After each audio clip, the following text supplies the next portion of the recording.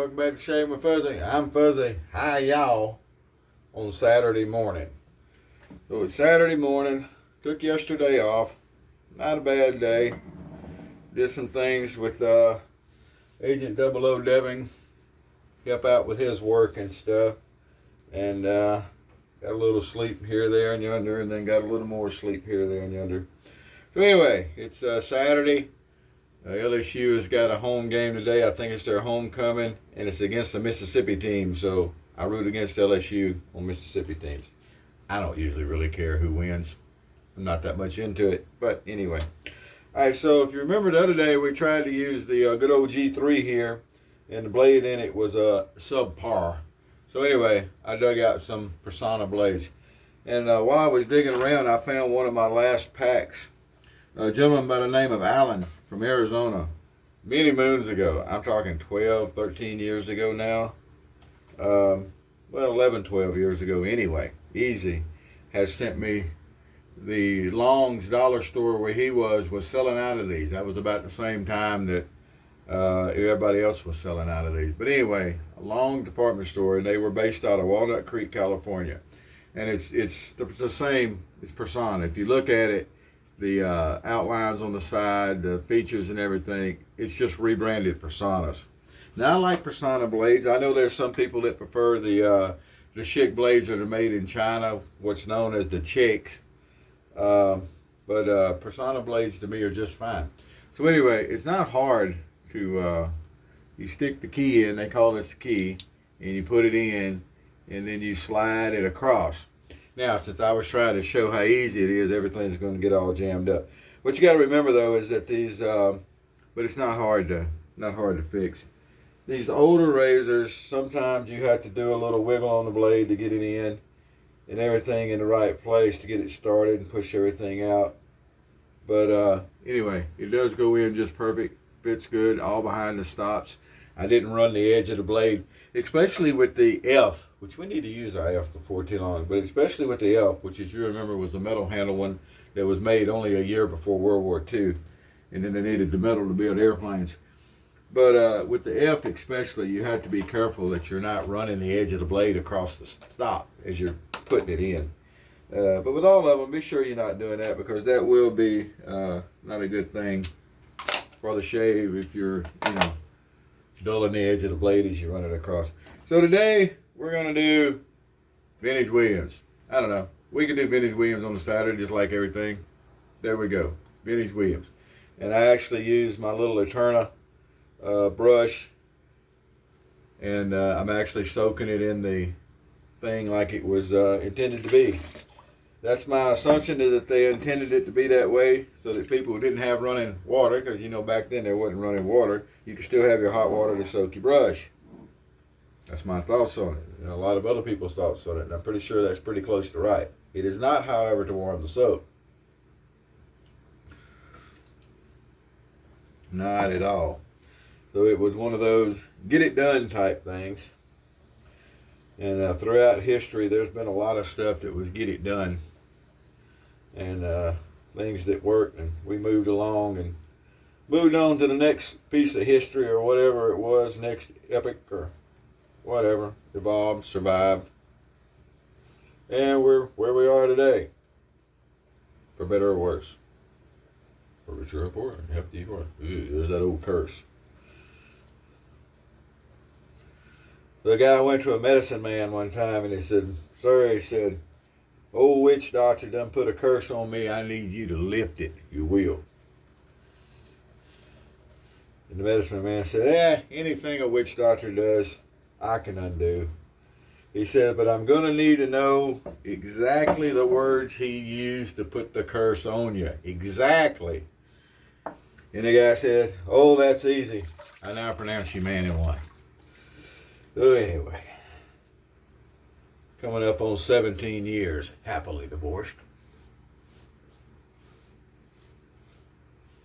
Oh, but anyway, yep, the good old can-do attitude. I saw an example of that many moons ago. I think I mentioned that as a younger man, I used to travel down to South Texas every year for the cotton harvest down in the Rio Grande Valley. and down around Brownsville and McAllen, Edinburgh, Harlingen.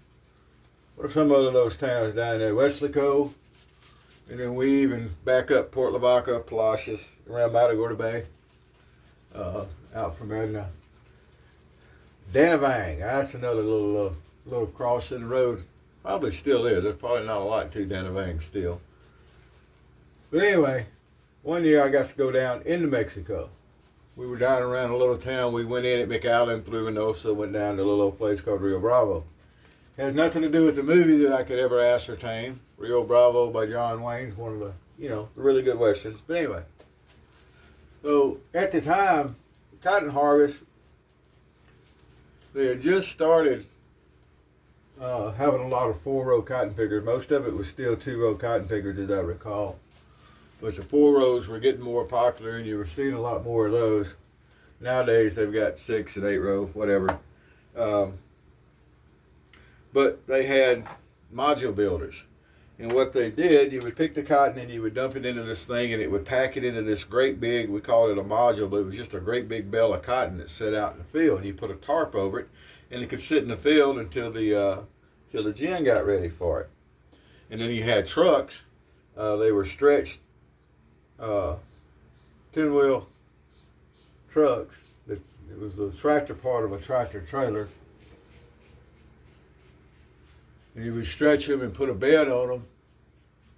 And originally the beds had been designed for hauling hay bales. But anyway, they had chains. And I think I've described this before, but they had chains. And as you backed up under the bale of cotton, this huge, big old module of cotton, and it's tens of thousands of pounds, but I don't remember how much they weigh. I don't remember all that. Anyway, as you back under, the chains went forward at the same speed the truck backed up. And you would lift this thing up out of the field. You had tilted the bed down, and you would back on it, kind of like a flatbed tow truck loading a car. The bed would tilt, and you would pull this thing up on it, and then you would take it to the cotton gin. And usually you set it on the ground again at the cotton gin, and then they had a truck at the gin that they would pick it up again, and then they would put it under the sucker hose so that the cotton could be run to the gin. You use a sucker hose and you suck the raw cotton up, and it goes through the gin stands, they call them. And you come out with, the regular little bales of cotton that the gin made. They go to the mills or whatever.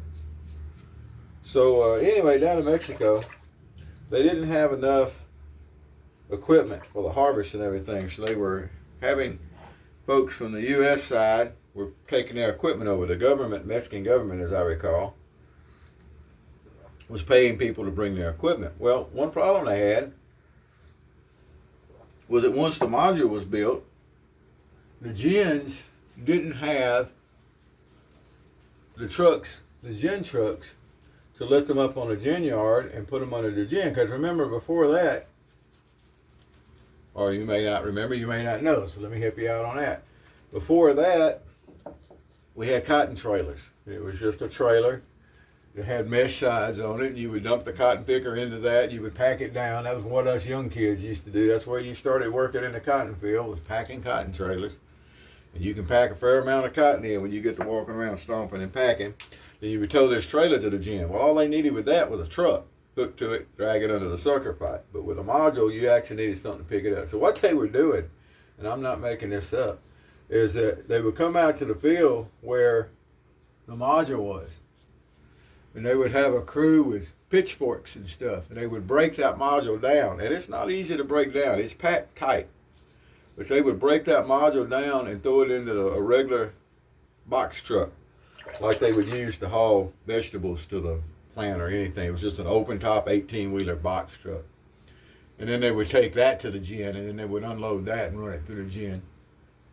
But they got it done. Can do. I mean, it was very labor intensive, but they had plenty of labor.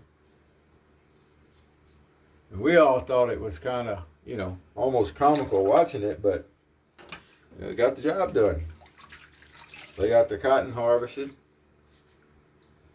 and got paid. And I guess everybody got paid along the way, and that's what counted. I still got some pictures of that trip down to Mexico somewhere. Still do. Alrighty. We went by and you would notice on the buildings, a lot of them, concrete buildings and all, would still have rebar stuck out the top of them from where they built them. And I never really I wondered why they never finished the buildings, and maybe they just wanted to be able to keep going up if they wanted to at some point. I don't know. But anyway, it was funny going through and seeing buildings that still had the rebar going. I remember going in some of the hotels that had been built. I mean, who knows? This would have been in the, like early 1990s. Something along those, late 80s, early 90s, and those buildings were probably built in the 20s. And some of the hotels and stuff that were in town. And they had the mosaic tile floor designs and stuff laid out. It's pretty neat. I like the old stuff even then, so to me it was really, really, really neat. But look at there. So a couple of days ago, I was knocked off by a Schick E3. Now remember, the way to tell an E3 from an E2, one way anyway, the E2s had the smooth safety bar, and the E3s have grooves. And then of course the E4 had a different color handle, had a dark handle, and all that stuff. Oh, hush. Miss Luna thinks everybody's trying to gain entry to the castle. They're not. But anyway, so there's a great little E3 shave. We're going to kind of wipe it down a little bit. And it'll soon be time to jump in the old shower and start getting ready for another shift at work. Woke up, it was in the upper 50s, around 60 or so this morning. Nice for a walk with the doggies early, and I'll get another one in before I go to work. Williams Saturday with Vintage Williams and my little Eterna brush. I love this little brush. I used to call it the lather monster. Man, you can really work up some lather with that little brush. It's fallen apart a couple of times. I glue it back together and keep going. My can-do attitude, I fix it and away we go. But there we go. Well, I hope y'all have a good day. Remember, we're rooting for Ole Miss over LSU today. Anybody want to send some good vibes to the Ole Miss team? They probably need it.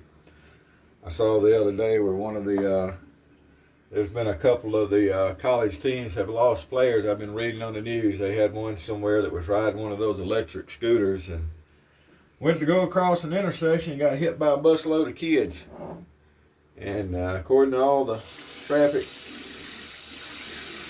cameras and everything, the bus ended on a green light. It wasn't the bus running a light or anything. An 18-year-old crossed against the light, didn't make it. That's a shame. But anyway, watch out for school buses if you're on a scooter, because I can guarantee you, if it's an electric scooter versus a school bus, loaded or not, the bus wins. Whoever you are, wherever you are, whatever you're doing, if your weather is as pretty there as it is here, you need to get out and enjoy the weather a little bit. If you have to work, make the best of it, get through, get the paycheck. Anyway, whoever you are, wherever you are, whatever you're doing, happy shaves to you.